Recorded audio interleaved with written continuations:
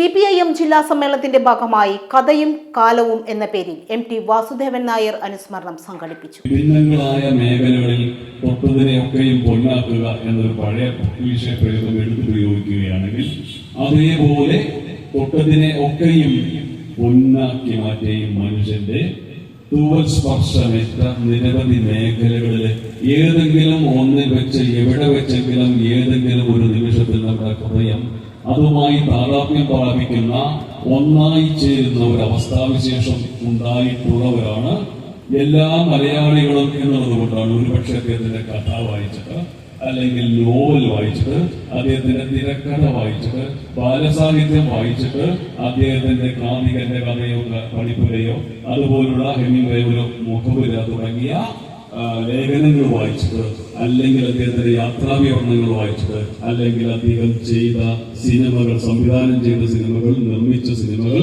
അദ്ദേഹം തിരക്കഥ രചിച്ച സിനിമകൾ ഇതിൽ ഏതെങ്കിലും എവിടെ വെക്കെങ്കിലും നമ്മളുമായിട്ട് വളരെ വേർപെടുത്താൻ പറ്റാത്ത വിധം ഏതെങ്കിലും നിമിഷത്തിൽ ഒരു സന്ധിപ്പ് ഒരു സമ്മേളനം രണ്ടല്ലാത്തൊരവസ്ഥയിലേക്ക് നമ്മൾ ഒന്നാണ് എന്നൊരു മാനസിക നിലയിലേക്ക് എത്തപ്പെട്ടത് കൊണ്ട് ആയിരിക്കണം ഒരുപക്ഷെ.